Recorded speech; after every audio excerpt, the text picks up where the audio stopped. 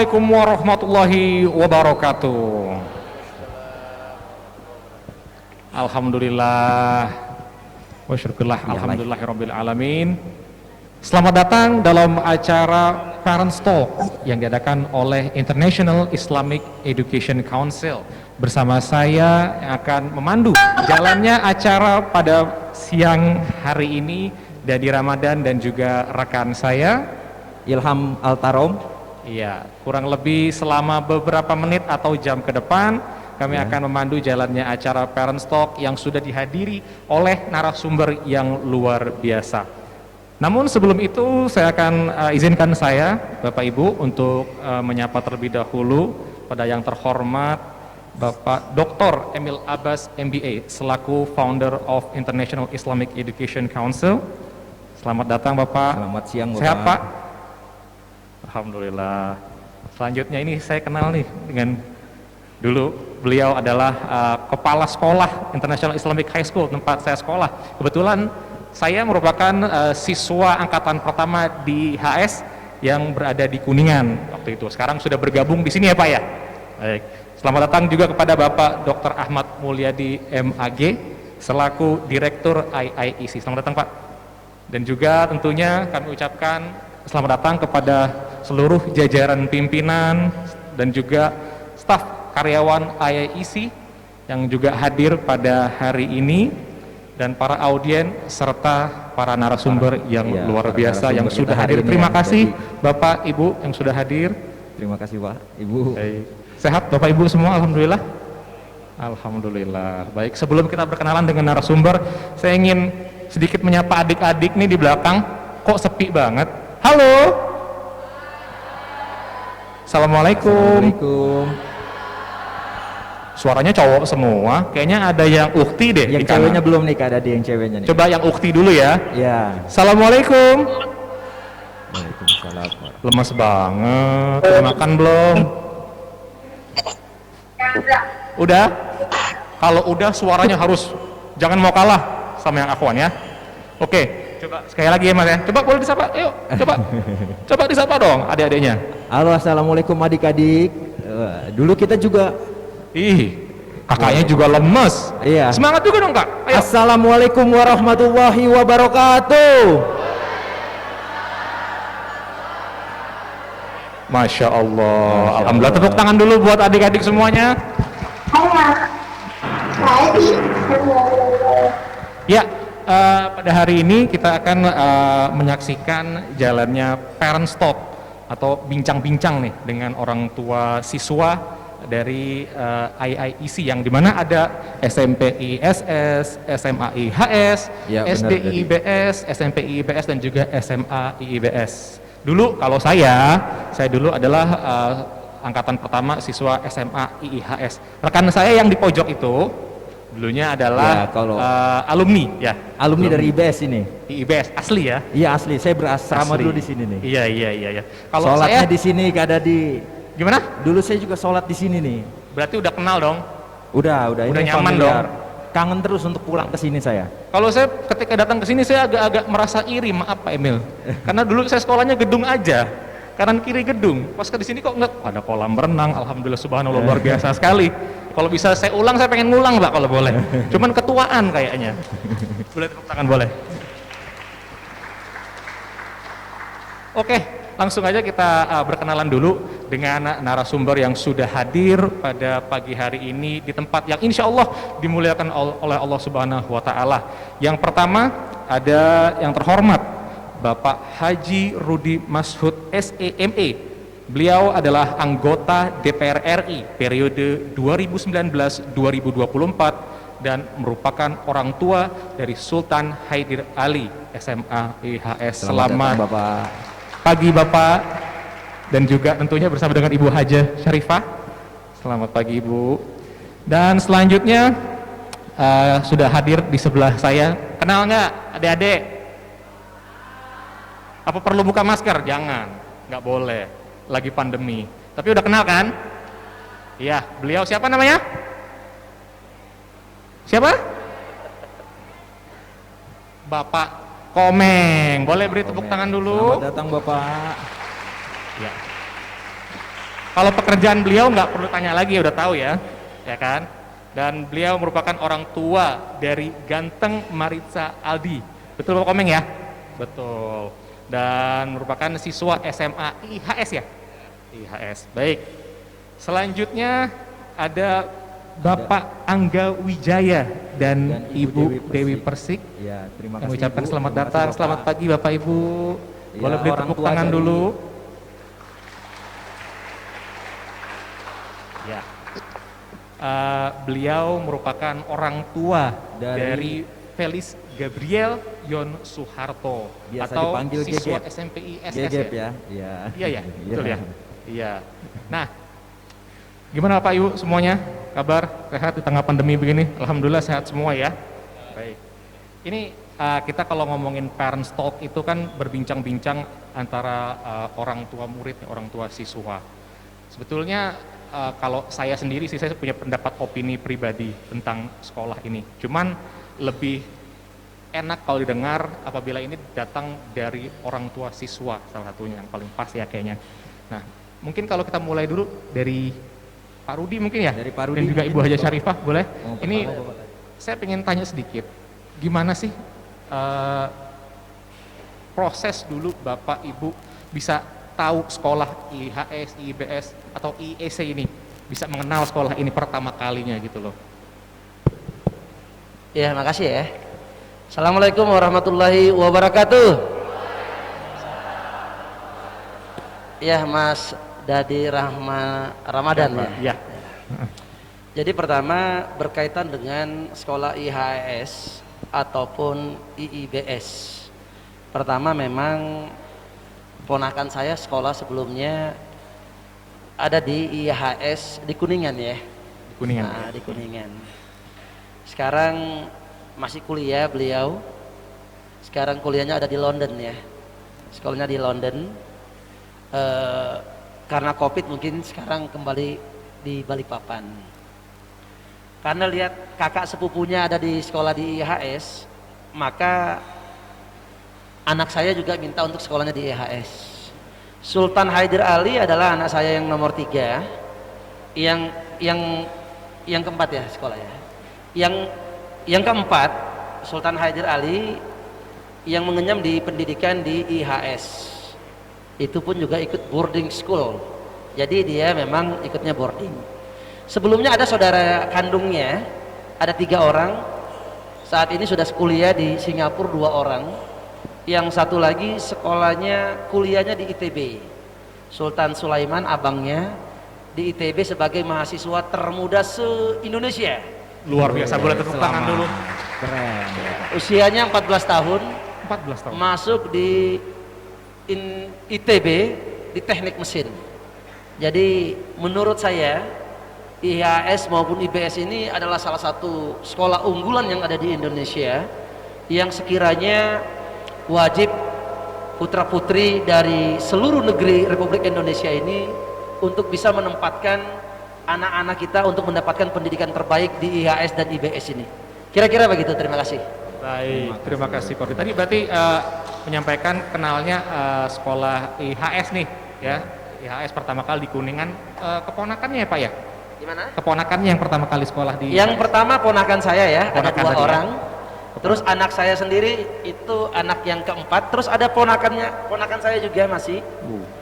Ada 2 orang di sini kelas 8, kelas 10 dan Sultan Haidir Ali sekarang kelas 12.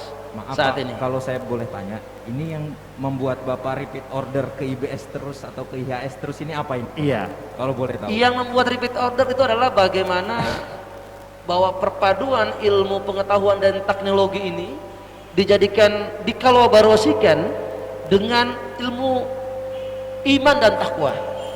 Jadi indikator anak-anak kita ini untuk agar bisa menghadapi dengan era digitalisasi saat ini adalah berkaitan dengan bagaimana akhlakul karimahnya ini yang perlu terjaga. Jadi yang perlu kita jaga adalah bagaimana anak-anak kita sebagai orang Islam, sebagai orang Muslim bisa membaca Al-Quran itu dengan baik dan benar. Itu adalah indikator. Nah, kenapa anak-anak saya harus sekolahnya di IBS? Karena berkaitan dengan Islam, Islam dulu. Harus Islami dulu. Jadi Islami terus internasional kan gitu. Sekolah ini sudah mengupgrade, mensetarakan dengan sekolah-sekolah internasional di seluruh dunia. Makanya anak-anak kami, saya pertama terima kasih sekali dengan tentunya owner daripada IHS, IBS beserta dengan seluruh pengajar-pengajarnya, membuat anak-anak kami kalau belajarnya itu tidak hanya di Indonesia saja, tapi overseas. Overseasnya kemarin ada di Kanada, ada yang ke Amerika. Jadi memang sekolahnya betul-betul tidak hanya berkaitan dengan ilmu pengetahuan dan teknologi, tetapi iman dan takwa ini yang menurut kami adalah menjadikan filter utama. Baik. Bagaimana anak-anak ini kita ini tumbuh betul-betul memiliki berakhlak. Kalau cuma pinter saja tidak ada akhlaknya, tidak ada gunanya. Jadi anak-anak kita ini pertama yang kami sangat banggakan adalah bagaimana bisa mendapatkan akhlak. Akhlak dulu. Kalau pinter, iblis itu juga lebih pinter daripada manusia. Iya, tapi tidak berakhlak, kan begitu. Itulah mengapa anak-anak saya, keluarga-keluarga saya, ponakan-ponakan saya, insya Allah barometernya adalah IIBS dan IIHS. Kira-kira begitu. Terima kasih. Terima Baik, kasih. boleh beri tepuk tangan dulu untuk Pak Rudi. Untuk Bapak Berarti Rudi, terima kasih Bapak Ilham, Rudi. ternyata yang menjadi nilai plus kenapa tadi Pak Rudi kalau ibarat kita belanja online nih repeat order lah, datangin terus apa keponakan, anaknya dipercayakan terus trustnya tinggi terhadap IEC. Ini berarti Betul, dikarenakan betul. IEC juga mengedepankan selain ilmu pengetahuan juga akhlak itu harus dibentuk sejak dini. Betul ya Pak ya? Karena akhlak itu sangat penting. Kalau cuma Progresif masalah sekali ini Bapak Rudi ini memang. iya, karena kalau cuma Bagus. pinter, betul tadi kata Pak Rudi, iblis juga pinter, Ya, tapi ada dia. kurang berakhlak, ya. Nah, mungkin Ilham mau tanya ke Ibu. Selanjutnya Ibu Ya, Dewi Persik. Ibu Coba Dewi Persik kita dulu. tanya Ibu Dewi Pak Persik. Komeng, sabar Pak Komeng ya. Eh. Jangan ngantuk Pak Komeng. Bapak Komeng nanti ya Bapak. Ibu selaku orang tua, Ibu Bapak selaku orang tua dari Gegep, kita panggil Gegep aja ya, nggak apa-apa. Pertama kali ketika pertama kali Gegep berasrama ya, belum pernah sebelumnya kan. Itu apa sih yang dirasa ketika sebagai orang tua harus memberangkatkan anaknya menempuh pendidikan? Ada perasaan apa, ada pengalaman apa gitu? Oh maaf mic-nya.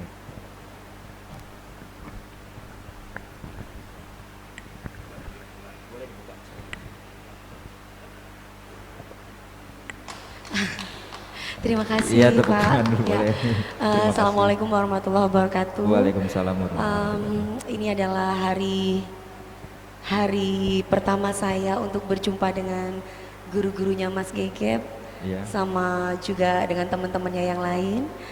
Sebelumnya saya mengucapkan syukur alhamdulillah semuanya yang hadir di sini dikasih kesehatan. Alhamdulillah. Pastinya kami semua juga sudah PCR, alhamdulillah negatif, dan mudah-mudahan Alhamdulillah. seterusnya seperti itu. Amin, semoga sehat terus. Dan saya sangat berterima kasih khususnya untuk sekolah ini karena sudah memberikan terutama bantuan attitude yang luar biasa buat anak saya, karena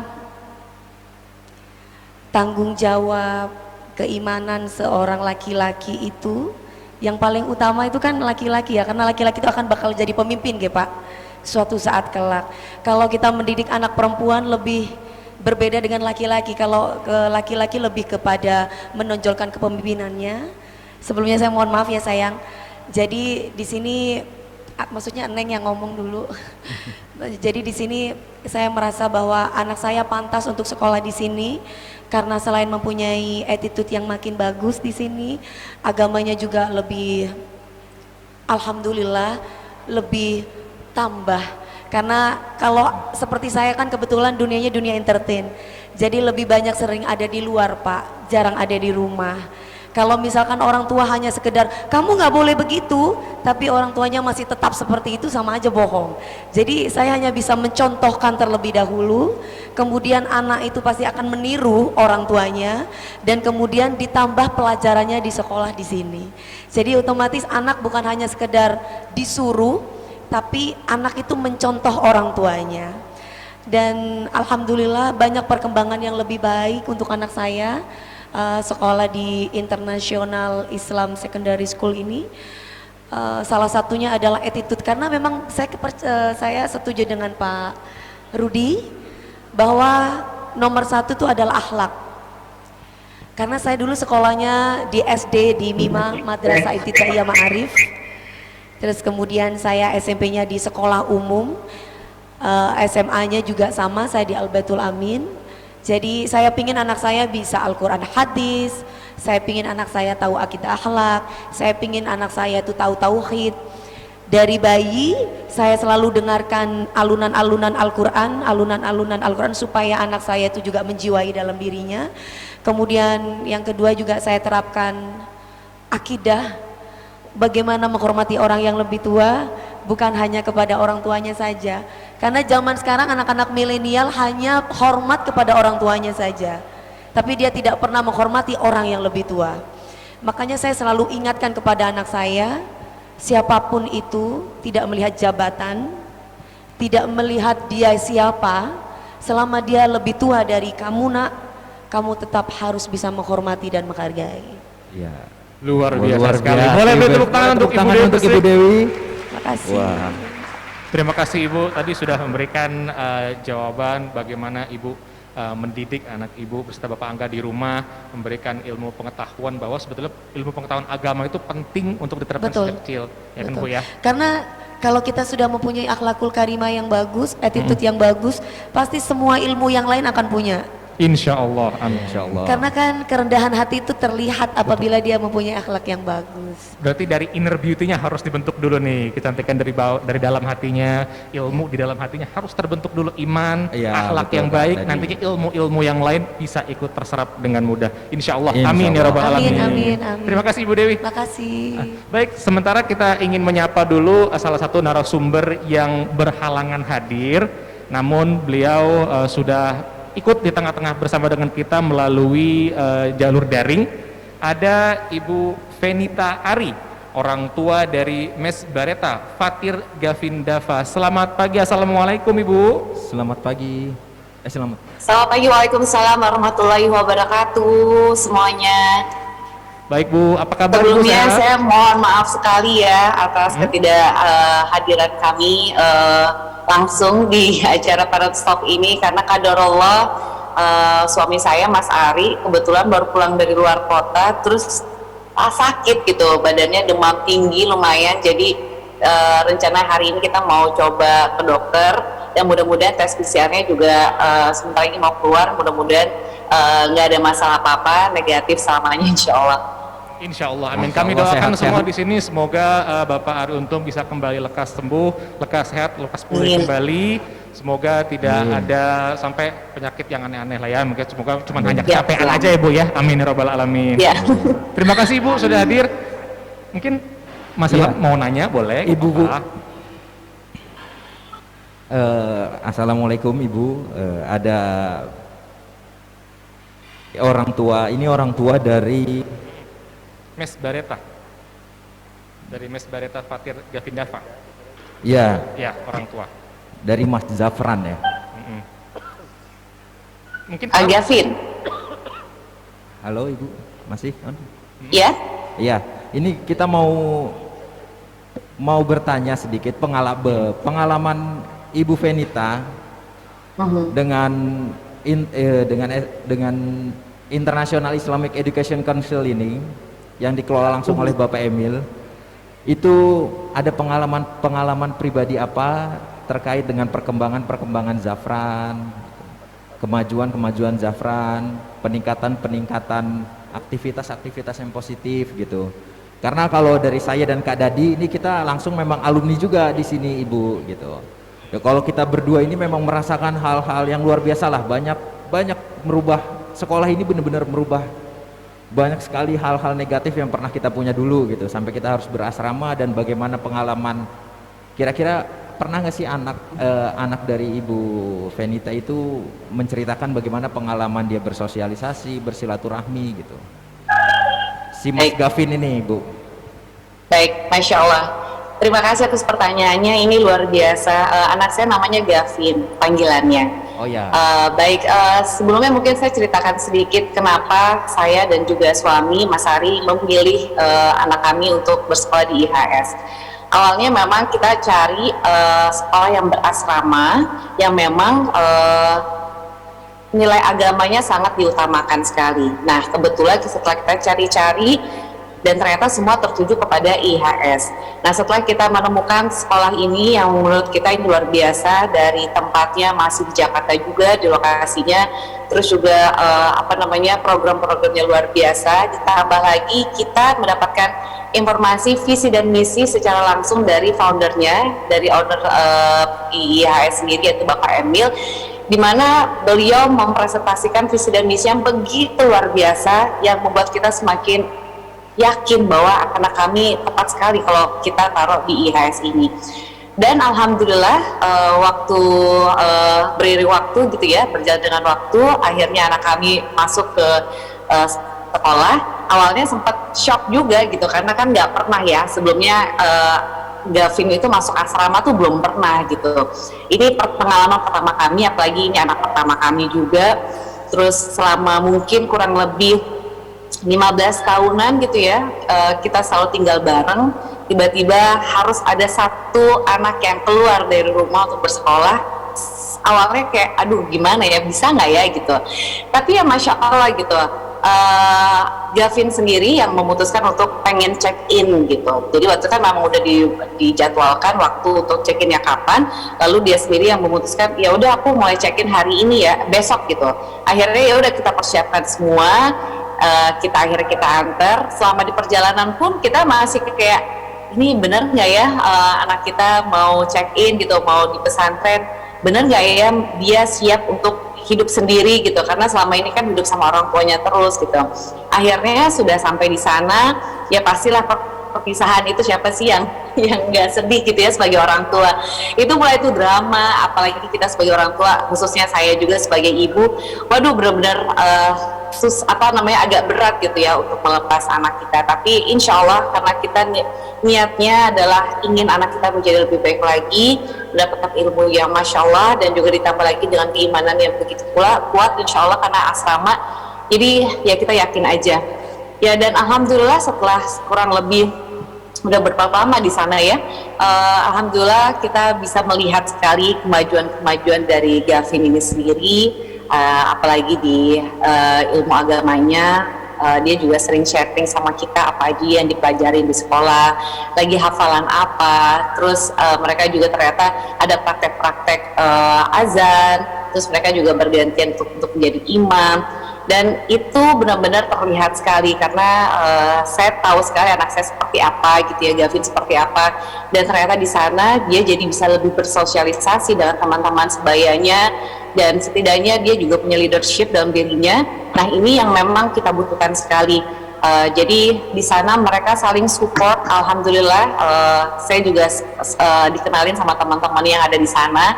Jadi kita juga kenal satu sama lain gitu, dan alhamdulillah sama orang tua juga, walaupun belum bertemu langsung, insya Allah nanti mudah-mudahan pandemi cepat berlalu ya, jadi kita bisa bersilaturahmi secara langsung.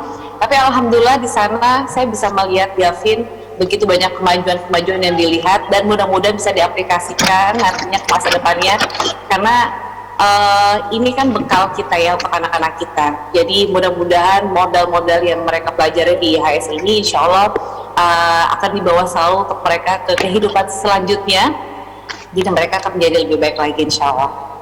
Amin. Amin. Terima kasih Ibu Venita.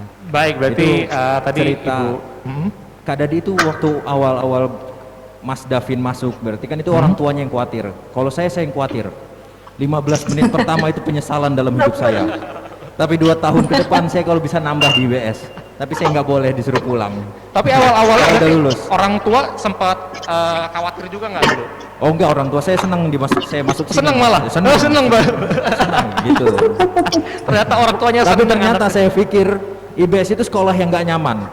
Tapi luar biasa sangat nyaman, baik dari pendidikan saya, baik dari kehidupan sehari-hari saya gitu. Karena kan saya IBS, Kak Dadi IHS di Jakarta ya. Kalau di Jakarta gimana? Bedanya di situ. Kalau Mas Ilham dulu ada di asrama, kalau saya pulang ke rumah kebetulan. Makanya dulu saya ambilnya dulu di sistem IHS ada yang namanya full day ya Bu ya. Ya Pak ya. Dulu ada namanya full day, jadi sistemnya pulang ke rumah. Tidak ikut di asrama, tapi sesekali saya juga pernah ikut belajar di asrama dengan mursyida, dengan mursyid juga. Dulu belajar bagaimana belajar pelajaran tambahan lah ekstrakurikuler yang bisa didapatkan di asrama. Jadi saya juga merasakan walaupun tidak setiap hari tinggal di sana gitu. Baik, terima kasih Bu Venita. Mohon menunggu sebentar, saatnya kita bertanya kepada narasumber yang ada di sebelah saya yang sudah menunggu ya Pak dari tadi ya Pak. Di ruang tunggu. Mohon maaf ini bukannya bermaksud nyuekin, tapi ini baru waktunya untuk Bapak Komeng untuk memberikan sedikit testimoni. Kenapa sih memilih IIHS, IEC ini sebagai tempat institusi pendidikan yang dipilih untuk anak Bapak? Assalamualaikum warahmatullahi wabarakatuh. Anak saya yang sekolah di sini Gaga namanya. Jadi dia itu melihat senior di SMP-nya kebetulan satu komplek perumahan di Sentul, masuk IHS terus menawarkan, terus sekolahnya lebih cepat 2 tahun. Akhirnya ya saya daftarkan ke sini, terus kebetulan Ari Untung juga tidak ada hubungannya sama Letkol Untung ya, Ari Untung ini. Ketemu saya dan dia juga menanyakan, Gaga katanya mau sekolah di sini, akhirnya bareng. Udah saya masukin sini. Tadinya saya mau masukin final karena kalah oleh Thailand. Bola, jadi itu beda. Akhirnya Beda saya Komeng. masukin sini. Itu bola. Tapi ada juga lapangan bola di sini. Nanti anaknya kalau main bola boleh. Iya, di sini komplit. Kalau kita ingin melihat pendidikan ini bagus atau tidak, sekolahan ini bagus atau tidak, Gimana tuh? kita bisa melihat bapak guru dan ibu gurunya. Tuh. Kalau kita ingin melihat apakah bapak ibu gurunya bagus atau tidak, kita melihat muridnya. Nah, jadi saya melihat anak saya. Kan ada pepatah mengatakan guru kencing berdiri, murid tekewer-kewer. Kencing berlari Pak. Ya lari kan pasti tekewer-kewer dong, kena celananya. Betul. Maksudnya apa yang dilihat gurunya, pasti muridnya ngikut. Karena guru itu harus digugu dan ditiru. Apa yang diperbuat oleh bapak dan ibu gurunya pasti ditiru oleh muridnya, kan begitu. Iya, Pak. Tapi setelah gagal sekolah di sini, itu penyakit kurap dan kudisnya sudah hilang. Waduh. Apa hubungannya Bapak? Maksudnya kudis ini kurang disiplinnya. Oh kurang disiplin. iya, Oh iya. ya Allah. Ya, sekarang jadi Benar-benar. disiplin. Kurap tuh kurang rapi, sekarang lebih rapi. Alhamdulillah. Jadi dia di rumah itu kalau subuh membangunkan kakaknya untuk ikut sholat subuh. Masya Allah. Mudah-mudahan Gaga dan teman-teman di sini tidak hanya membangunkan saudara-saudaranya sholat subuh, tapi membangunkan negeri ini untuk menjadi lebih baik lagi. Amin. Ya Rabbal Allahumma alamin. Ya. amin. Amin, Luar ya Allah. biasa. Saya perhatikan subuhnya aja Gaga sekarang 4 rakaat. Itu saking hebatnya. Ya. Kebanyakan Pak. Maksudnya yang 2 rakaat itu sholat sebelum subuh. Qobliyah. Oh, luar Nah, biasa. qobliyah. Oh, Karena iya. dengan qobliyah itu katanya memiliki dunia dan seisinya. Us, luar biasa. Masya Betul. Allah. Luar biasa. Boleh tepuk tangan dulu. Makanya bapak-bapak semua yang ada di sini yang lain ngontrak.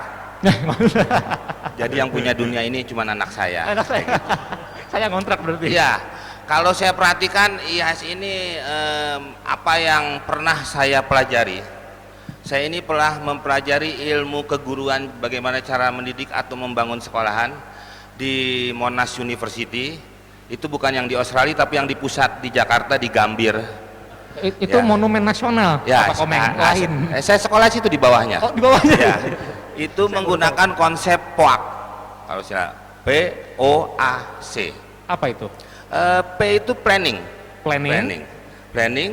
organizing, actuating, controlling. Jadi planning dari kepala yang ada di dalam. Planning merencanakan itu otak. Bagaimana cara mendidik anak-anak supaya maju. Organizing adalah mulut. Bagaimana untuk mengajak semuanya supaya lebih pintar dan lebih hebat. Actuating, gerak. Ayo belajar. Nah, jadi planning isi kepala, organizing mulut, actuating gerakan, dan kalau controlling itu perut ke bawah. Karena itu memang kalau tidak dikontrol hawa nafsu akan lewat. Karena itu yang paling penting. Jadi yang paling berat itu melawan hawa nafsu.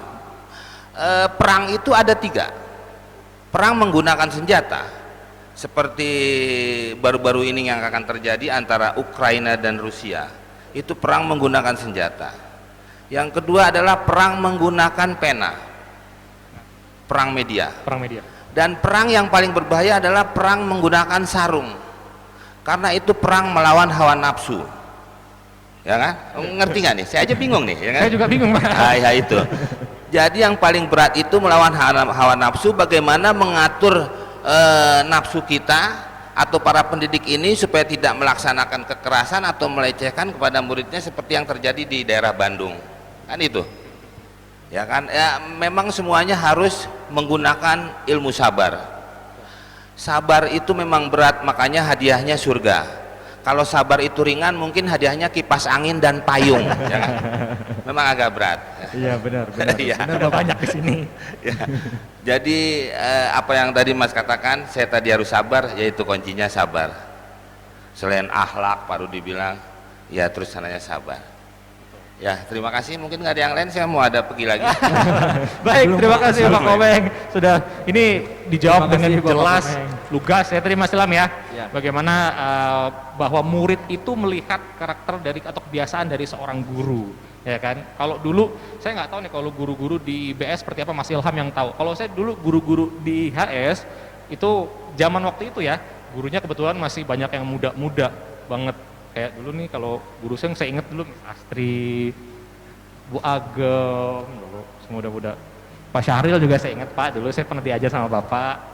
Kalau Pak Mulyadi sempat sebentar sebelum Bapak jadi kepala sekolah, saya juga sempat diajar. Dulu walaupun ada beberapa yang guru-guru sudah tidak di usia muda, tapi jiwa beliau ini masih muda, bisa mengajak kita yang masih muda-muda, masih labil saat itu, bisa menganggap guru itu seperti teman. Kalau guru-guru di IBS gimana dulu Mas Ilham? Ya kurang lebih sama Kak Dadi. Jadi kalau di sini tuh kita kadang suka main bola bareng gitu Pak Ibu.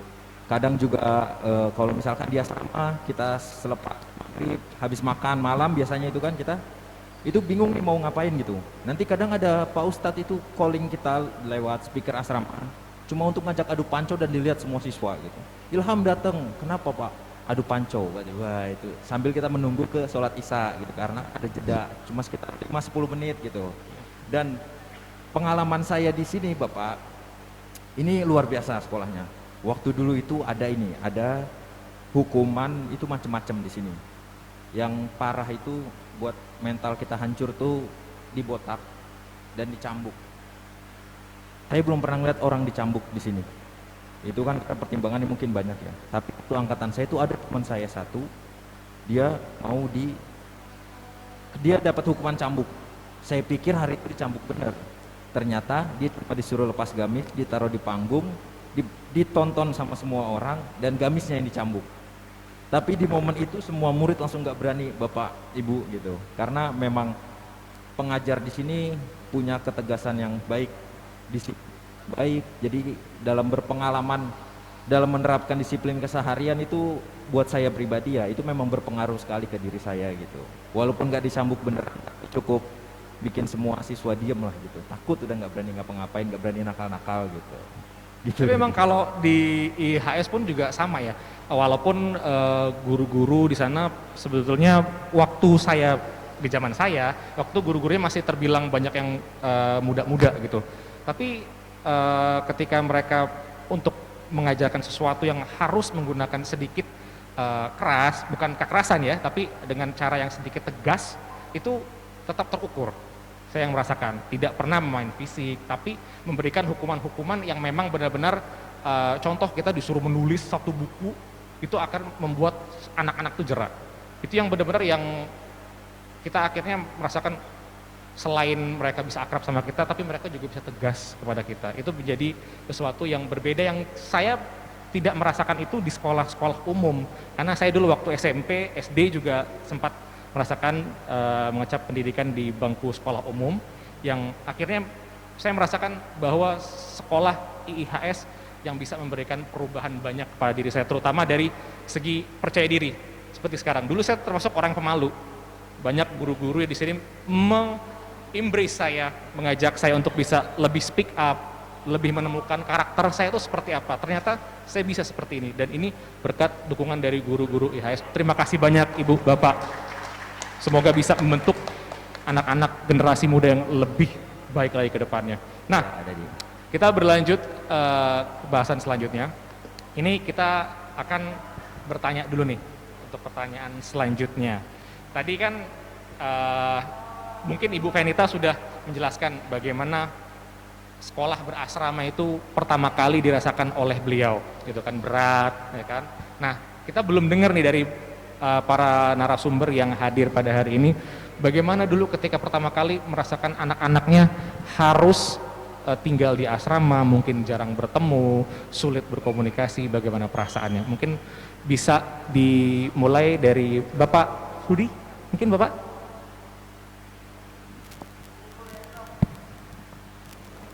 Ya, makasih ya Mas tadi ya. Pertama, saya pribadi memang lebih menganjurkan anak-anak saya, ponakan-ponakan saya, itu untuk sekolahnya adalah di asrama. Pertama, untuk membangun kemandirian. Jadi orang tua, mudah-mudahan yang bisa menyaksikan ini, saya adalah salah satu juga anak yang tidak langsung bersama dengan orang tua pada saat saya sekolah. Pada saat saya SMP, saya SMP-nya di Samarinda, walaupun orang tua saya dan saudara-saudara saya tinggalnya di Balikpapan. Apa yang terjadi? Kalau anak-anak itu jauh dari orang tuanya, pertama dia akan mandiri. Yang selama ini diurusin, dia akan berupaya untuk bisa sendiri.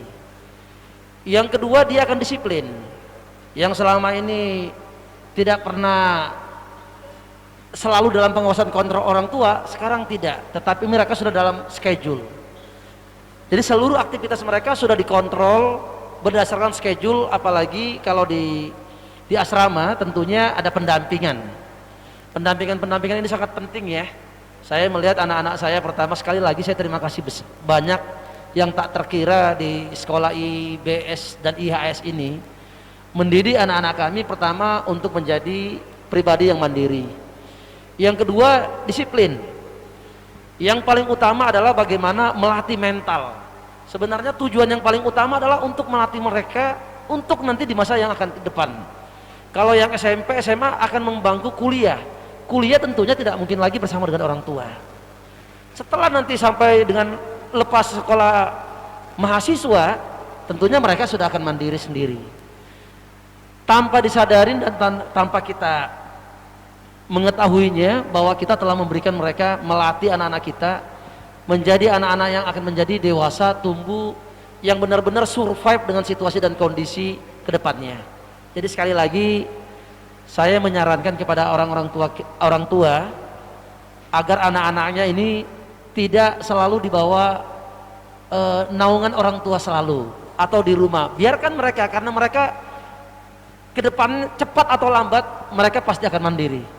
Jadi biarkan mereka mandiri sedini mungkin agar mereka menjadi lebih terlatih dan lebih survive. Kira-kira begitu. Terima kasih. Baik, terima kasih Pak Rudi. Luar biasa Pak Rudi. Iya, berarti memang kalau dari Pak Rudi sendiri sudah menginginkan anaknya untuk bisa hidup mandiri ya Pak. Anak bagaimana bisa mencari jati dirinya di luar sana dengan bimbingan yang tepat tentunya. Biar tidak manja. Biar tidak Ya, manja, betul sekali. Karena sekarang banyak anak-anak kalau sudah biasa apa-apa mama, apa-apa papa, Bener banget itu Kak. berat dong. Ya. Nanti ketika dilepas di dunia nyata, ketika mungkin bekerja atau membuka usaha, ketika tertimpa masalah, mentalnya nggak kuat. Itu Ya, yang jadi benar, masalah. benar. Benar nggak Mas Ilham? Bener, ketabrak realita kehidupan. Gitu, benar. ya kan?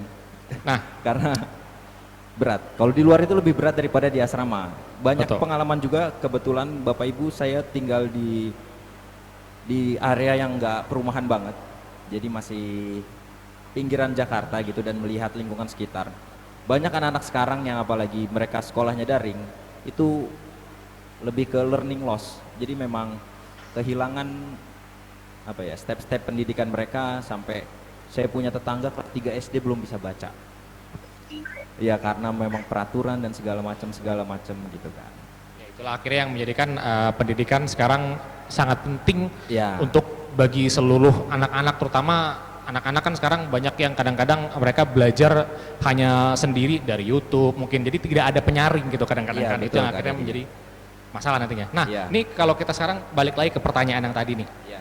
kalau Ibu Dewi Persik sendiri, anaknya pertama kali di asrama itu perasaannya dulu gimana?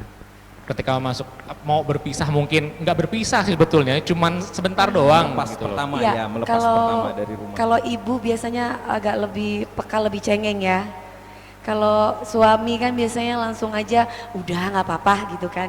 Kalau perempuan itu lebih kecengeng kayaknya Pak.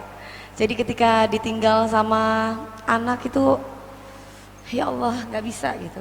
Makanya setiap kali saya tuh tipe yang kalau saya di sini, saya mendingan gak usah lihat aja sekalian gitu. Kayak tadi saya ngeliat anak saya tuh sedih. Karena saya merasa bahwa kita itu kan kerja untuk anak ya. Semua yang kita punya juga untuk anak. Jadi saya cuma bilang sama anak saya bahwa semuanya ini demi kamu gitu. Orang tua mati-matian bekerja, banting tulang pagi siang malam, cuman buat anak supaya anaknya tuh pinter. Makanya mama pingin menyekolahkan anak tuh setinggi mungkin supaya kamu tuh bisa bermanfaat nak. Sehingga gak ada orang tua itu melepaskan anak begitu saja, itu ikhlas-ikhlas aja, gak ada. Gabriel ini tidak pernah jauh dari saya. Setiap kali saya syuting selalu dengan saya. Dari kecil bersama saya. Jadi baru SMP ini berpisah dengan saya gitu. Jadi ketika dia benar-benar pergi, pertama kali berapa hari, pas lagi pandemi, saya tuh ada perasaan senang juga gitu ketika itu. Karena mau nggak mau anak saya kan nggak di asrama. jadi apa online ya? Oh ya udah. Jadi saya tuh nemenin gitu, ada gitu. Tapi kalau udah, Ma, aku berangkat ya gitu. Bawa tas, bawa makanan. Saya tahu bahwa dari kecil, dari dini harus diajarin prihatin. Dan itu wajib supaya dia mandiri gitu. Tapi kayaknya saya tanya, kamu kurang apa di sana? Enak nggak di sana? Teman-temannya bagaimana? Kamu seperti apa di sana gitu? Jadi nggak ada yang namanya orang tua pingin jauh dari anak kan Mas ya. Betul, betul Ibu. Tapi aku percaya kok sama sekolah ini karena dia selalu menenangkan orang tuanya. Dia selalu bilang sama saya, Mama, aku nggak apa-apa di sana. Aku senang di sana. Miss-missnya semua sayang sama anak saya. Miss-missnya teman-teman saya juga sayang sama saya. Jadi, alhamdulillah, anak saya bisa mengendalikan diri dengan baik. Anak saya bisa berbaur sama kakak-kakak kelasnya, sama teman-temannya. Ya, cuma bisa bilang gitu sih. Intinya saya berterima kasih sama sekolah ini karena sudah menjadikan anak saya lebih baik secara agama, secara bermasyarakat, dan enaknya di asrama itu dia bisa disiplin waktu. Kalau misalkan saya di rumah, saya kerja atau saya kerja anak di rumah, otomatis kan gak ada yang mengingatkan sholat zuhur, asar, maghrib, subuh, ngaji, tentang akidah, paling main game aja. Tapi di asrama ini diingatkan jam-jam berapa harus bermain, jam-jam berapa waktunya beribadah, seperti itu. Wah bener banget itu Kak Dedi. Mohon maaf saya jadi agak Iya. netesin air mata, saya yakin ibu-ibu yang lain juga mewakili perasaan kita sebagai seorang ibu ya. Kalau bapak mungkin agak lebih kuat gitu. Udah ayo ini. Kalau saya itu ngelepasin itu udah saya nggak mau lihat deh gitu. Iya. Udah deh nak, yang penting ya Allah semoga kamu dapat ilmu yang banyak, bakal ilmu yang banyak. Pinginnya lihat anak itu udah bertumbuh dengan ilmu yang banyak dan positif. Iya. Ya, Terima kasih, itu Ibu Dewi. barusan Terima kasih kita luar biasa, dengarkan Ibu Dewi ini. curhatan hati seorang ibu. Iya benar Kak Ya, Dedi. sambil menangis, awalnya berat mau berpisah sama anak, tapi ternyata memang ini diperlukan untuk bisa membentuk karakter anak yang lebih kuat nantinya. Benar Dengan banget itu. disiplin, sudah ada jam-jamnya tadi kan, mengaji, belajar, nggak cuma main game aja di rumah gitu kan. Itu benar-benar sesuatu yang tidak bisa didapatkan di sekolah-sekolah umum pada umumnya. Dan ini Benar, yang benar banget. bisa menjadi suatu nilai plus Iya. buat saya pribadi terhadap IHS untuk bisa setidaknya nanti kalau saya punya anak dan saya punya rezeki, insya Allah saya pengen anak saya di sini Pak. Doain ya Pak ya, amin. Amin Kak Dadi. Oke, tadi kan kalau sudah dari Ibu Dewi Persik menyampaikan curhatan hati bagaimana awalnya berat untuk melepas Gabriel Ibu ya. Iya, untuk bisa tapi percayakanlah sama sekolah ini IIS, karena di sekolah ini benar-benar hasilnya luar biasa gitu loh. Amin. Karena kan pendidikan atau edukasi akhlak itu kan harus sejak dini kan ditanamkan. Betul. Karena dia pasti akan melekat selamanya. Ya, akan nempel. Betul, dan itu saya tuh jauh dari Gabriel kan, kerja pagi siang malam syuting ini kan. Iya. Kalau nggak ngedidik, yang ngedidik siapa? Nggak mungkin setan atau jin kan. Betul. Nah, pastinya kan harus mencari sekolah yang benar-benar terpercaya. Betul. Salah satunya adalah nomor satu adalah ya ini. Insya Allah IEC merupakan luar sekolah yang biasa. tepat untuk bisa menitipkan putra-putri Ibu ke depannya untuk bisa membentuk generasi yang lebih baik ke depannya. Insya Allah, pasti Amin. itu. Dan selanjutnya kita akan bertanya kepada Ibu Venita Ari, mungkin masih ada di daring Ibu. Halo, Assalamualaikum. Iya, Waalaikumsalam. Saya masih nyimak terus kok, Masya Allah. Masih ada, Alhamdulillah. Ibu, tadi kan Ibu udah menyampaikan bagaimana perasaan awalnya juga tadi kan sebelumnya, walaupun belum sempat kita tanyakan, tapi Ibu sudah menjawab nih bagaimana perasaannya awal-awal ketika harus dalam tanda kutip berpisah dengan anak sementara, anak-anaknya di asrama.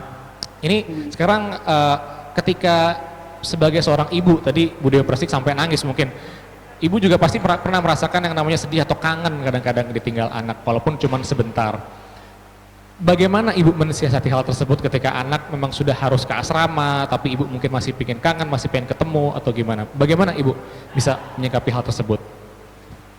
Aduh, emang ya kalau kita membicarakan soal anak gitu ya, pasti kita selalu ingin memberikan yang terbaik untuk mereka.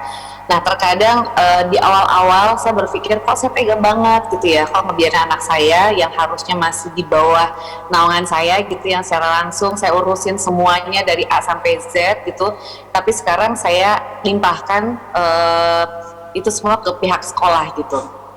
Sempat awalnya kayak saya ada rasa bersalah, saya kayak aduh apakah ini pilihan yang tepat untuk saya gitu dan juga untuk anak saya, karena pasti ketika kita mau beraktivitas biasanya selalu bareng, sekarang benar-benar kayak ada satu spot tempat dia belajar, apalagi kan kemarin ya selama pandemi kan memang kita ada tempat area belajar yang saya bagi-bagi sama adanya, dia di area spot sebelah kanan, terus ada sebelah kiri.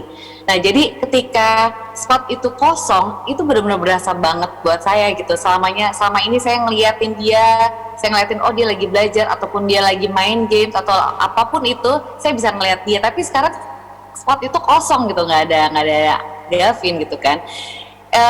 Awal-awal berat sekali gitu. Tapi alhamdulillahnya di sini kita sangat dibantu oleh muadib juga ya.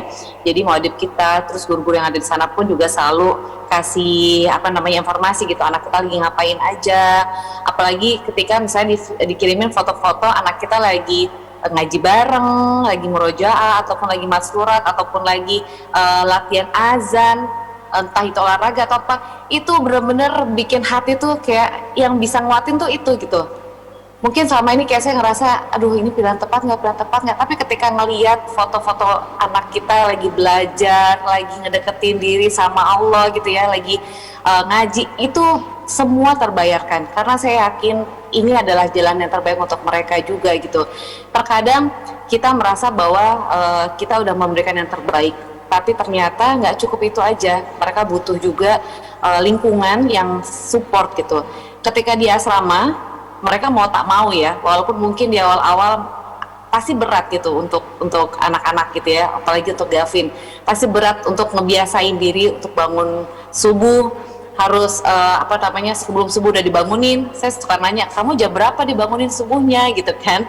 Kalau biasanya kan kita di sini dibangunin sama pipinya sholat masjid ke masjid bareng gitu kan. Nah kalau sekarang kan dia otomatis sendiri gitu. Kalau pipinya sendiri baper banget karena biasanya Gavin itu jadi temen di waktu subuh, ketika pagi naik motor biasanya terus ke masjid terdekat itu ada temennya. Nah sekarang nggak ada. Terus saya tanyain, kamu dibangunin jam berapa gitu. Nah ternyata alhamdulillah mereka tahajud bareng, terus mereka habis itu sholat bareng subuh, dan setelah subuh mereka nggak tidur lagi, tapi mereka penuh dengan kegiatan-kegiatan, entah itu ngaji atau apapun itu. Terus saya juga dengar pas waktu kemarin, nih aku lagi belajar ini nih azan dengan ini Bilal gitu kan. Masya Allah nak, kamu beneran bisa. Jadi pas waktu dikasih kesempatan untuk megang handphone anak-anak, jadi kan kita video call kan pasti. Pas video call dia praktekin di depan kita gitu. Itu rasanya tuh kebahagiaan yang luar biasa. Awal mungkin sedih, tapi ini benar-benar kebahagiaan yang menurut saya ini yang orang tua pasti mau ya. Jadi nggak apa-apa di awal kita berat, mungkin sampai sekarang juga pasti berat karena ngelihat anak-anak nggak sama kita. Tapi insya Allah kebahagiaan yang bisa kita dapetin untuk ngelihat anak kita tuh bisa sukses. Sukses bukan cuma dunia tapi insya Allah di akhirat nanti. Amin, amin ya rabbal alamin. Boleh beri tepuk tangan untuk Ibu Fenita Ardeni juga narasumber yang sudah hadir. Ya. Ini memang walaupun berat tadi Bu Fenita bilang komunikasi dengan mursidah ya, sebutannya mursidah atau mursyid dulu kalau di asrama, betul lah Bu ya. Ini komunikasi dengan orang tua yang intens, bagaimana dikirimin gambar, nih anaknya lagi ini nih lagi ngaji bersama gitu. Itu kan orang tua akhirnya merasa, oh alhamdulillah insya Allah anak saya berada di tangan yang tepat, dididik dengan cara yang tepat. Bagaimana dengan kebiasaan-kebiasaan yang baik nanti terbentuk walaupun berat hati dilepas jauh dari orang tua, terbayarkan dengan akhlak yang lebih baik, dengan juga bagaimana kebiasaan-kebiasaan baik yang dibawa dari asrama ke rumahnya. Ya, betul Mas Ilham? Berasa nggak dulu bawa hal baik ke rumah? Berasa. Bahkan di kita pribadi kalau memang nggak melaksanakan kedisiplinan asrama itu nggak kita bawa pulang ke rumah Mas Dadi. Yang pertama itu udah jadi habitat kita ya, kalau udah habitat itu udah menyerap banget di kita. Yang kedua itu memang nggak biasa aja, kalau memang cuma harus tiduran, kalau cuma harus main game gitu. Karena kalau sudah terbiasa, orang bisa kan karena biasa. Jadi ya wajar kalau anak-anak asrama ketika kembali ke rumah, lalu mereka bisa berubah, itu menurut saya sangat wajar sih. Gitu. Ya betul sekali, memang kebiasaan-kebiasaan yang baik dan juga kebiasaan-kebiasaan yang menjadi suatu hal-hal yang sudah menjadi rutinitas baik di asrama itu bagusnya harus ditujukan juga adik-adik ya di rumah ya. Sholat yang rajin, tetap tepat waktu, belajar ngaji tetap di rumah ya. Kalau bisa ajak adik, kakak, orang tua ya. Halo, Assalamualaikum. Ngantuk ya? Ngantuk ya? Bentar lagi ya, sabar ya. Oke, tuh di belakang udah oke. Oke, sekarang selanjutnya Bapak Komeng lagi. Gimana Bapak Komeng? Berat nggak pertama kali harus lepas anak harus di asrama? Waktu gagal mau berangkat saya nangis. Kenapa tuh nangisnya Pak? Karena dia pergi bawa surat tanah, sertifikat, bawa BPKB, kartu ATM saya. Tapi setelah dikembalikan ya saya biasa aja. Nggak nangis lagi? Ya nggak nangis lagi. Kebetulan memang gagal waktu SMP sudah boarding juga di Al Taqwa, sekolahnya Australia di Hambalang. Waktu itu saya tidak begitu khawatir karena Hambalang itu akan menjadi wisma atlet. Kan waktu itu dibangun kan wisma atlet. Wah pasti rame, dia nggak kesepian. Katanya mangkrak tuh proyek. Sekolahnya sepi juga, saya sedih lagi. Jadi ya nggak apa-apa, saya memang menginginkan anak saya supaya mandiri.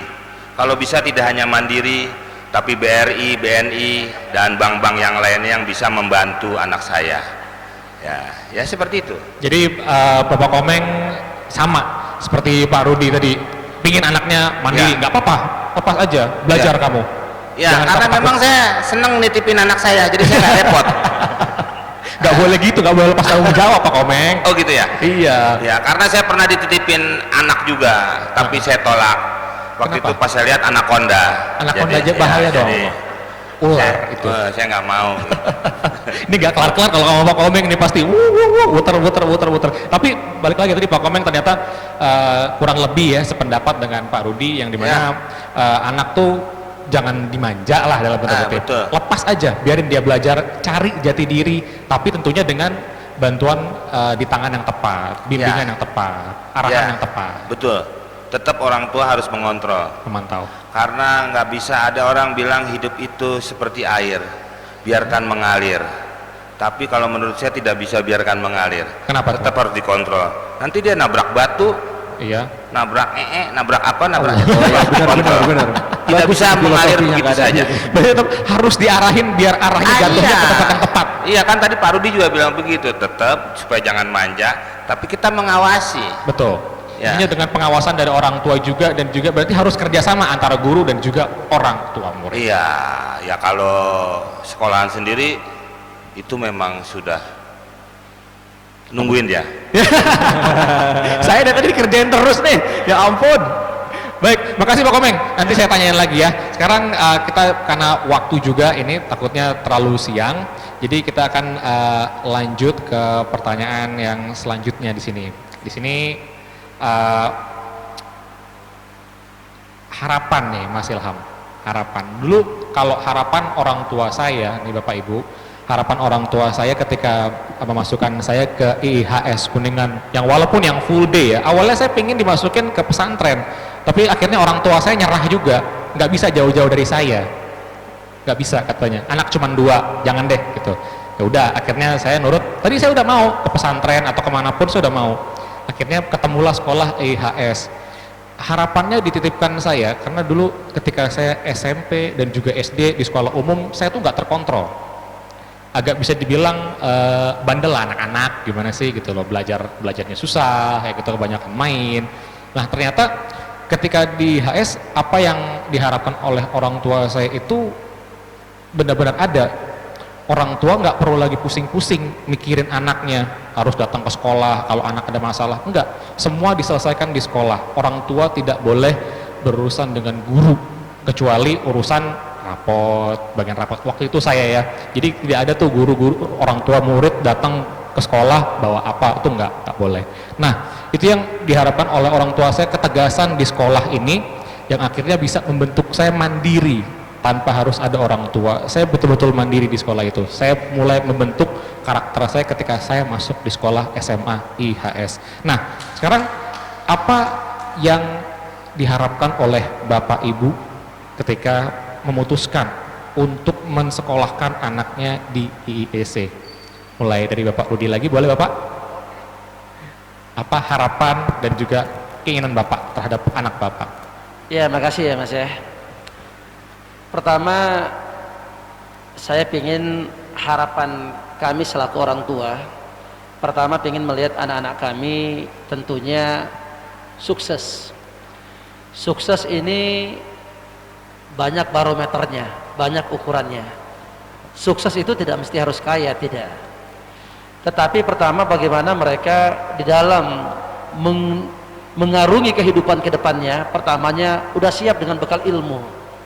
Saya berharap terutama buat anak-anak didik putra maupun putri, khususnya putra. Pertama saya berharap di sekolah IHS ini digembleng anak-anak kami untuk bisa paling tidak menjadi muazim. Itu yang pertama. Karena kita ini wajib untuk melaksanakan sholat 5 waktu. Itu wajib. Nggak ada kata-kata yang bisa ditawar lagi. Yang kedua, kami berharap bahwa anak-anak kami ini bisa membaca Al-Quranul Karim, pertama dengan sangat baik. Yang kedua, harapan kami membacanya memiliki tajwid yang bagus. Syukur-syukur kalau ada langgamnya. Dan saya ingin menyampaikan kepada Bapak Ibu guru yang mendidik anak-anak kami, di usia-usia inilah usia emas. Kalau kuliah S1, S2, S3 itu hanya pengembangan saja. Jadi dimulai dari anak-anak kami ini di usia SMP, SMA, di saat mereka labil-labilnya, mereka baru akan menemukan jati diri. Itu pun belum, baru akan menemukan. Ini tadi saya setuju sampaikan dengan Bang Komeng, bahwa anak-anak kita ini jangan memiliki slogan seperti mengalir seperti air. Bahaya kalau mengalir seperti air, itu harus dirubah. Mengalir seperti air, kalau ilmu fisika mengatakan dari dataran tinggi turun ke dataran rendah. Kalau mengalirnya masuk ke laut, itu akan asin. Kalau mengalirnya masuk ke sungai itu akan keruh. Yang repot tadi kalau mengalirnya ke comberan. Maka anak kita ini perlu diarahkan, perlu dididik. Berikan bahwa mereka ini gongnya akan ke sini loh. Menjadi nanti masyarakat, bermasyarakat, bernegara yang memiliki manfaat buat masyarakat yang banyak. Jadi harapan kami bahwa anak-anak kami siap dengan medan, dengan model apapun saja ketika berhidup, bermasyarakat, berbangsa dan bernegara dimanapun mereka berada. Itu adalah harapan kami selaku orang tua. Kira-kira begitu. Terima kasih. Ya, terima kasih Bapak Rudi. Istimewa. Memang anak itu harus diarahkan. Mungkin mirip-mirip juga seperti besi yang harus ditempang. Betul. Itu tergantung pandai besinya menjadikan besi itu seperti apa gitu ya, kurang lebih. Kalau menurut Ibu Dewi Persik gimana ini? Harapannya nanti GGEP itu ke depannya? Ya, saya pengennya anak saya sukses itu sudah pasti ya. Tapi sukses yang bernilai. Jadi setidaknya dia sudah bisa sukses untuk melawan dirinya sendiri. Karena musuh terbesar kita kan bukan orang lain tapi dirinya sendiri. Sederhana saja, minimal dia bisa sukses disiplinnya. Waktunya sholat ya sholat zuhur, waktunya mandi ya mandi, waktunya waktunya belajar ya belajar. Jadi sesimpel itu dulu.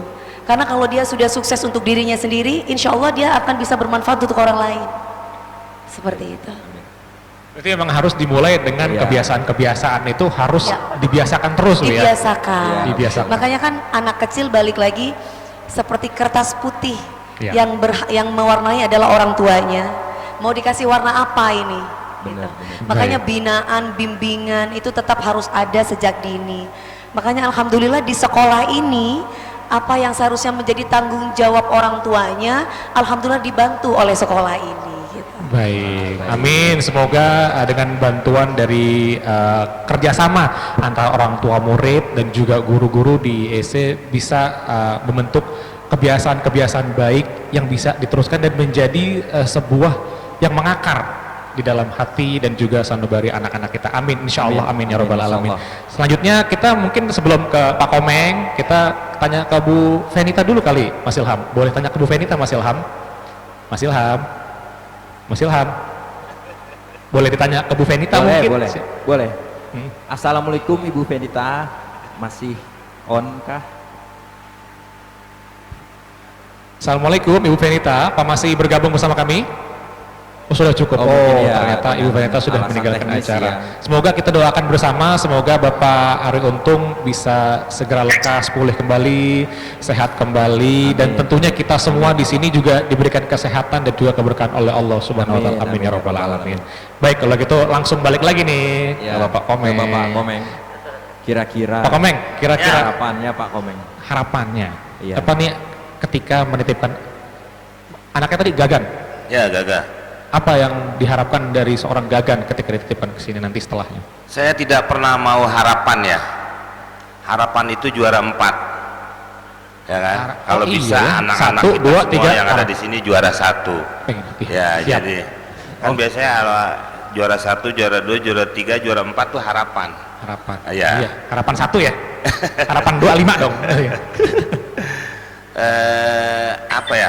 Iya. Ya apa yang tadi Pak Rudi juga katakan, mungkin anak kita sukses tidak hanya sukses dalam bersekolah tapi dalam agama, dalam apapun. Karena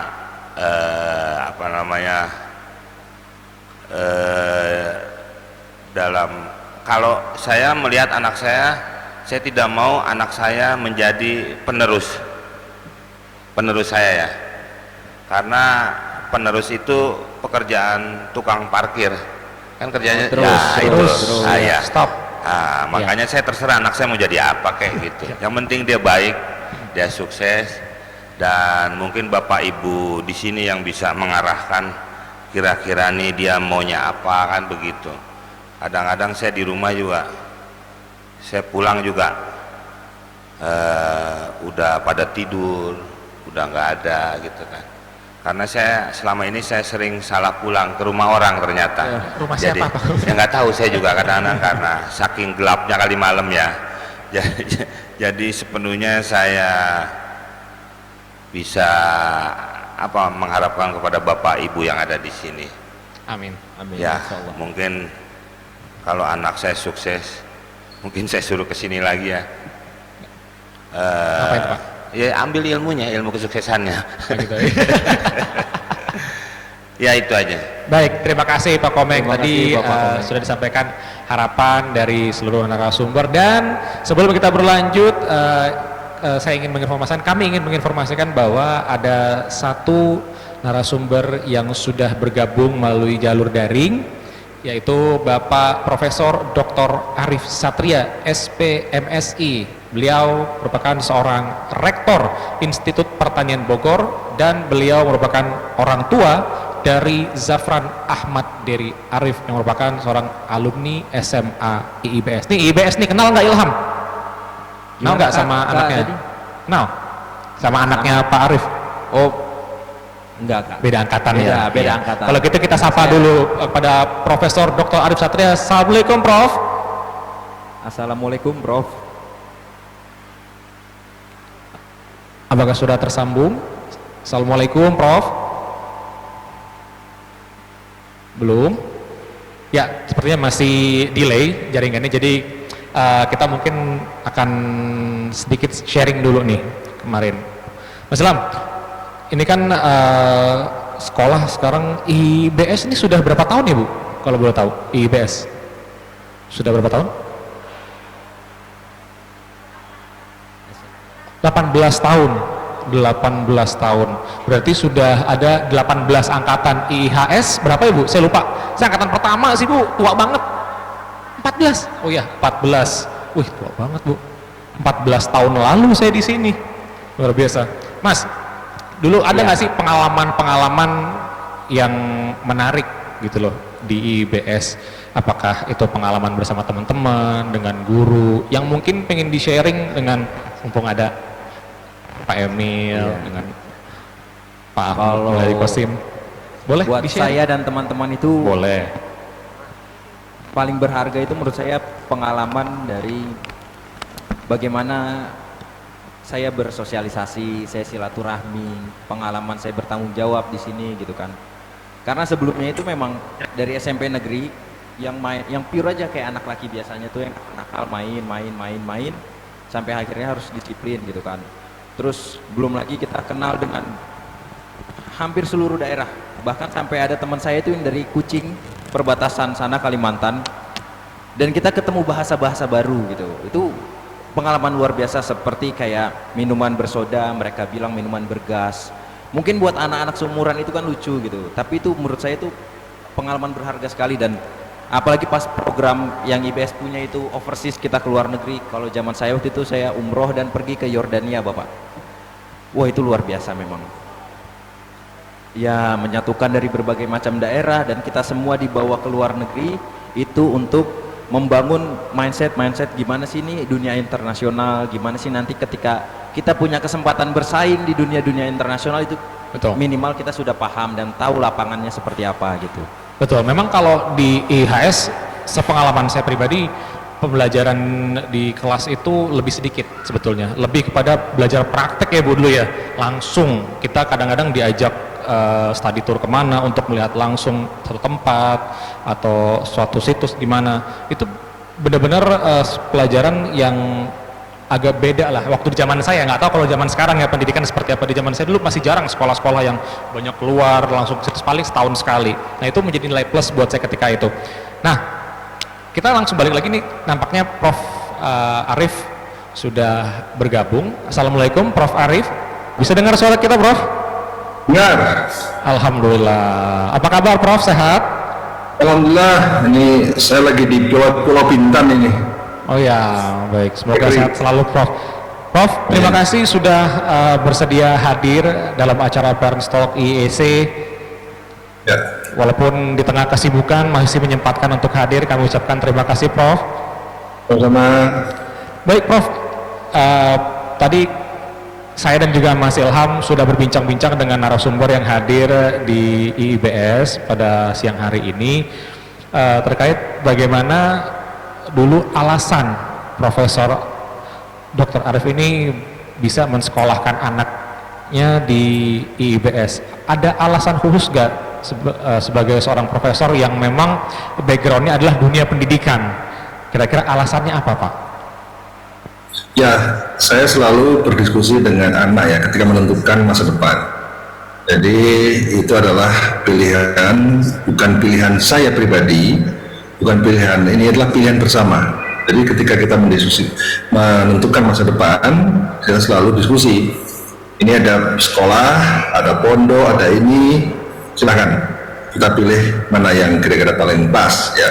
Dan anak saya kemudian prefer bahwa saya ingin boarding, Pak. Oke, kalau ingin boarding, karena boarding itu banyak hal yang bisa didapatkan. Kemudian setelah memilih itu, kemudian tentu perguruan tinggi Islam ya, karena masih terus ingin berusaha meningkatkan pengetahuan ya, maupun meningkatkan skill dan meningkatkan banyak hal termasuk soft skill ya, karena kehidupan di asrama itu berbeda dengan kehidupan yang lain. Nah, sehingga jatuhlah pilihan ke IIBS ya yang ada di Cikarang, karena memang anak saya benar-benar menghendaki boarding, dan kebetulan juga ada aspek internasionalisasi yang cukup karena ada overseas program. Menurut saya ini juga kesempatan yang baik juga bagi putra-putri kita untuk bisa berpengalaman untuk berinteraksi dengan dunia luar.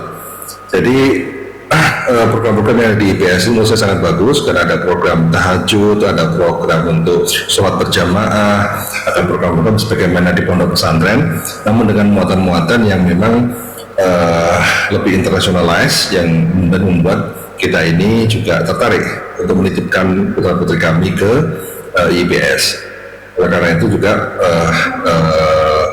saya tidak pernah sekaligus lagi yang memaksa anak saya untuk sekolah tertentu. Semua berbasis pada diskusi bersama, jadi pilihan bersama. Dan tentu kami pilihannya ada waktu itu kan antara di mana, IBS di Cikarang, ataukah di Kuningan, ataukah di tempat-tempat lain. Dan kita putuskan di Cikarang. Demikian, Mas. Ya, baik Bapak, baik Prof.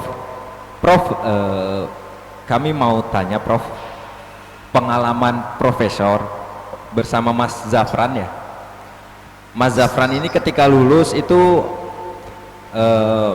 gimana penilaian profesor? Sekarang Mas Zafran ini sedang studi di mana ya, Prof? Ya, sekarang Zafran sedang studi di Amerika, di Washington State University. Kebetulan beliau selama ada di IPS aktif sebagai wakil ketua OSIS ya, dan menjadi aktivis. Itulah yang selalu saya tekankan pada Zafran agar sering-seringlah menjadi aktivis organisasi, karena kita belajar ikhlas, belajar untuk berbagi, belajar untuk bersama orang lain, berkolaborasi, belajar mengambil keputusan, belajar apapun, karena kalau kita hidup itu tidak hanya dari perkuliahan, tapi justru dari pengalaman kita dalam berhubungan orang, pengalaman kita dalam mengorganisir orang, pengalaman kita dalam menyelesaikan konflik, pengalaman kita dalam menyelesaikan banyak hal. Nah itulah selalu disampaikan pada Zafran bahwa menjadi organisasi itu menjadi sangat-sangat penting sekali. Nah, setelah Zafran lulus dari IPS menjadi wakil ketua OSIS, aktif di organisasi, tentu itu menjadi bekal yang juga bagus buat pengembangan diri Zafran, sehingga sekarang Zafran menjadi salah satu direktur di PPI Dunia. Jadi PPI Dunia itu organisasi pelajar dan mahasiswa Indonesia yang ada di dunia ini, dan Zafran itu meskipun masih S1 ya, tapi sudah menjadi direktur di PPI. Itu satu hal yang menurut saya juga satu kelebihan ya dari hasil proses yang tidak terlepas dari proses yang ada di IPS, di sekolah SMA. Karena memang apa yang terjadi pada perguruan tinggi itu merupakan bagian dari proses yang ada di SMA. Itulah sekarang Zafran memimpin PPI di Amerika, Permias ya, kemudian sekarang direktur di PPI Dunia, mengorganisir mahasiswa Indonesia yang ada di dunia. Ya, dan itu saya kira hal yang sangat positif untuk membantu pengembangan diri, untuk network ya, dan juga untuk hal yang lain. Nah, jadi untuk sekalian para orang tua yang ada di sini, tentu sekali lagi saya hanya sekedar menyampaikan ya bahwa pengembangan diri itu saya kira tidak cukup hanya dari perkuliahan, dari kelas ya, tapi interaksi di lingkungan sekolah, interaksi di organisasi, proses berorganisasi, proses itu menurut saya satu hal yang luar biasa pentingnya, sama pentingnya dengan ilmu. Jadi ilmu bermasyarakat dan ilmu dalam keilmuan, ya, itu dua hal yang harus bersatu. Itu bukan atau, tapi dan, ya. Jadi sekarang sekali lagi bukan atau, apakah menjadi nilainya bagus sekali, kemudian aktif sekali, pilihan-pilihan yang mana? Pilihannya bukan atau, itu bukan pilihan, itu adalah sebuah keharusan untuk menggabungkan antara kekuatan soft skill dan kekuatan hard skill dan karakter. Itu tiga hal yang harus bersatu. Oleh karena itu memang ada di IPS, salah satunya adalah motivasi untuk memperkuat karakter, memperkuat soft skill, dan termasuk di dalamnya adalah memperkuat hard skill itu. Baik, Prof. Terima kasih. Istimewa sekali ini prestasi anaknya Prof Arif memang. Betul. Keren, Kak Dadi. Luar biasa emang. Tadi bagaimana penjelasan sudah sangat detail, jelas yang disampaikan oleh Prof. Ini perkembangan apa saja yang sudah didapatkan oleh anaknya, bagaimana tadi anaknya sudah sekarang berkuliah di Amerika tadi kan ya? Iya. Nah, ini juga luar biasa sekali, ini menjadi salah satu contoh bahwa apabila memang kita membiasakan suatu hal yang baik setiap hari dibiasakan, ini akan menjadi mengakar dalam diri kita, nanti bisa menjadi kebiasaan yang sudah menjadi kebiasaan tidak bisa lagi diganti gitu. Kalau kita sudah biasa sholat subuh jam 5 pagi misalkan contoh, setiap hari dilakukan lebih dari 21 kali, lama-lama itu akan menjadi kebiasaan yang sudah sulit untuk dihilangkan. Suatu hal yang baik bila dibiasakan jadi sangat luar biasa tentunya hasilnya kan. Baik, ini kita sudah masuki pertanyaan terakhir Bapak, ini diskusi terakhir dengan para narasumber. Kita akan mulai dari Profesor dulu mungkin. Di sini apa pesan dari Profesor untuk para siswa ISS, IHS dan juga IIBS? Boleh tolong disampaikan, Prof?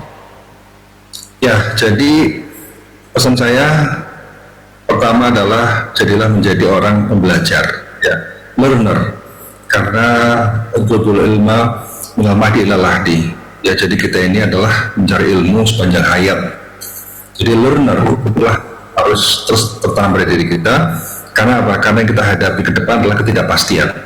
Yang kita hadapi dalam masa depan yang penuh dengan ketidakpastian, yang itu hanya bisa kita hadapi dengan kemampuan kita beradaptasi dan kemampuan kita untuk cepat merespons perubahan, dengan kemampuan kita untuk bisa cepat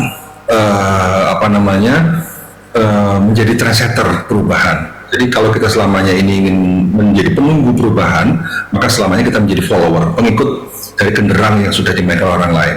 Tapi kalau kita ini memiliki motif ya untuk menjadi trendsetter perubahan, menjadi pemimpin perubahan, maka jadilah pembelajar sejati. Pembelajar sejati itu apa? Pembelajar sejati itulah menjadikan setiap orang adalah guru kita, menjadikan setiap tempat adalah sekolah kita. Jadi dimanapun, sekolah itu bukan hanya di dalam ruangan, tapi sawah adalah sekolah kita, sungai adalah sekolah kita, rumah adalah sekolah kita, pemukiman adalah sekolah kita, tempat kita belajar. Oleh karena itu, mental sebagai pembelajar sejati itulah yang harus terus berkembang, karena kita ini dituntut untuk sekedar bukan mengakumulasi pengetahuan untuk dapat nilai, ya, tapi bagaimana apa yang kita dapatkan itu punya daya manfaat untuk perubahan. Dan moga-moga kalau kita ini bisa terus membawa perubahan, membawa manfaat, ya, maka kita akan tergolong sebagai khairun nas, adalah sebaik-baik manusia yang terus membawa manfaat. Nah, semakin tinggi pendidikan, maka manfaat yang diberikan harus semakin canggih, manfaat akan semakin berkualitas, manfaat semakin memberikan multiplier efek yang lebih besar, lebih sustainable, manfaat yang lebih berjangkau lebih luas. Nah, kalau itu bisa melakukan itu, kita benar-benar menjadi khairun nas, dan moga-moga siswa-siswa di IPS, ya, ini benar-benar menjadi khairun nas yang karena fokus kita adalah terus menebar manfaat, memberi manfaat.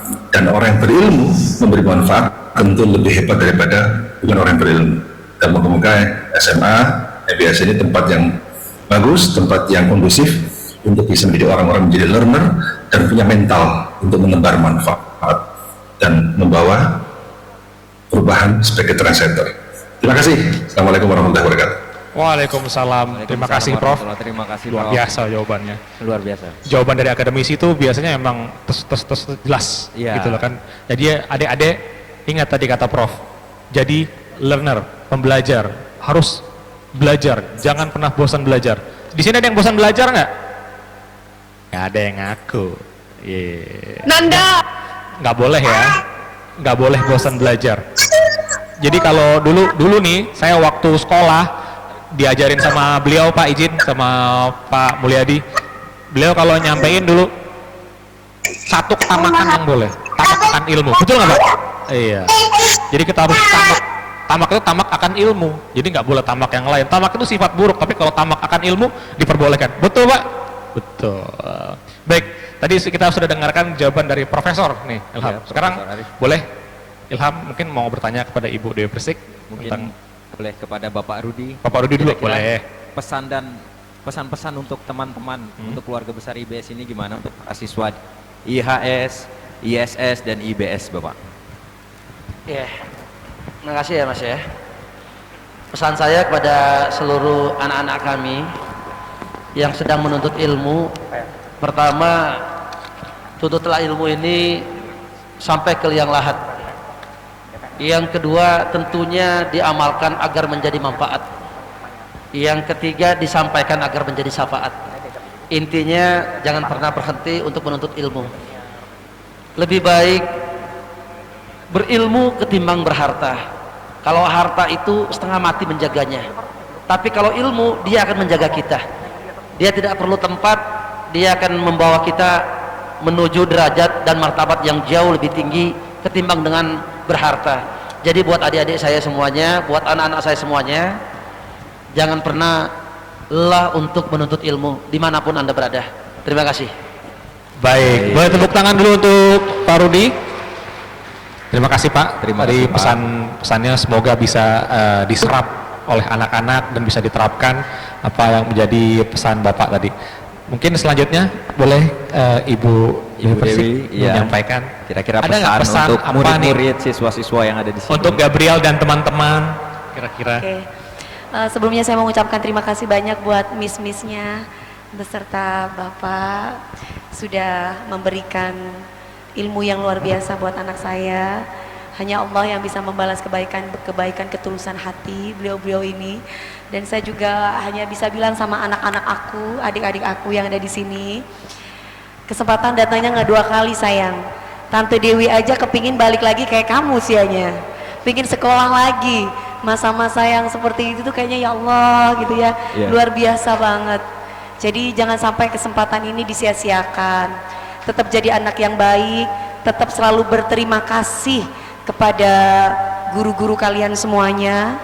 Karena ingat, tanpa mereka kalian tidak akan pernah bisa jadi anak yang bermanfaat. Dan satu hal, Mama di rumah menunggu kamu dengan membawa ilmu yang banyak untuk kembali di rumah dengan selamat. Jadi buat adik-adik aku tetap belajar ya. Tante Dewi aja udah usia 35 seperti ini masih tetap belajar loh, belajar di bidangnya. Jadi buat kalian sekarang masih anak-anak tetap harus belajar sesuai dengan bidangnya dan berterima kasihlah kepada guru-guru kalian.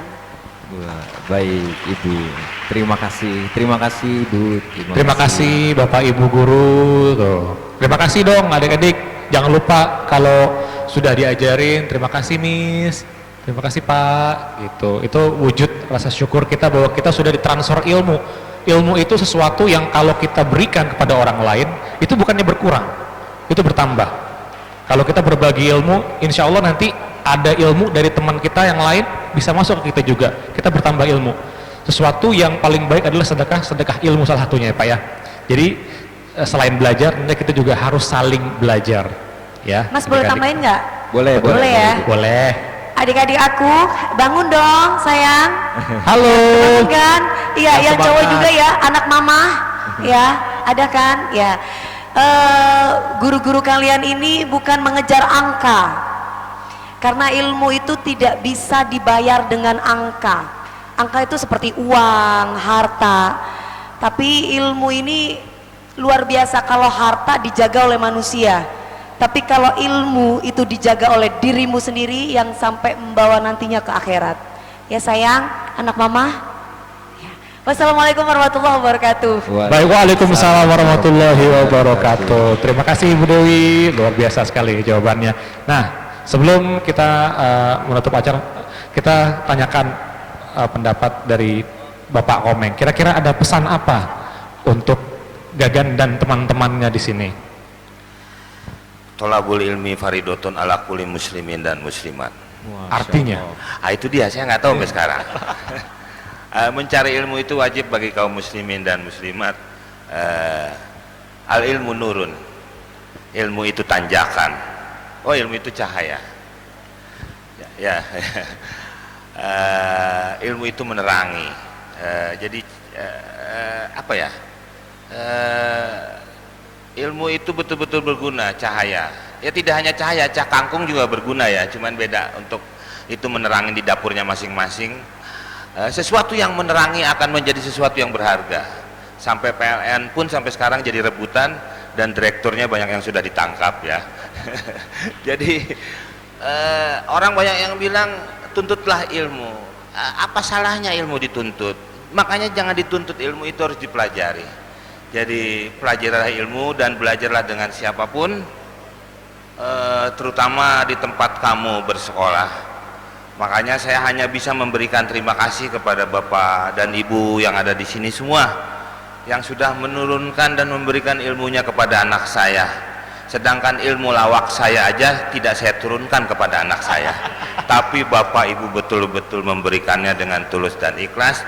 Terima kasih banyak semuanya. Semoga Allah membalas kebaikan Bapak Ibu semuanya. Wabillahi taufiq wa hidayah. Wassalamualaikum warahmatullahi wabarakatuh. Waalaikumsalam warahmatullahi wabarakatuh. Boleh minta tepuk tangannya untuk seluruh narasumber yang sudah hadir. Luar biasa. Baik, sekarang tibalah kita di penghujung acara, Mas Ilham. Terima kasih kami ucapkan kepada seluruh narasumber, Bapak Rudi, Pak Komeng, Ibu, Bapak, Ibu, terima kasih banyak sudah hadir. Bapak, Ibu, kami ucapkan terima kasih. Mohon maaf apabila ada kekurangan pada diri saya dan juga diri rekan saya Ilham selama memandu jalannya acara, baik perbuatan maupun dari lisan kami yang mungkin tidak sengaja terucap dan menyinggung perasaan Bapak Ibu atau adik-adik atau Bapak Ibu sekalian. Kami mohon dibukakan pintu maaf yang sebesar-besarnya. Terakhir, semoga kita diberikan kesehatan di tengah pandemi kali ini. Amin. Diberikan kesehatan, keberkahan, dan selalu dilindungi oleh Allah Subhanahu wa Ta'ala. Akhirul kalam, wassalamualaikum warahmatullahi wabarakatuh.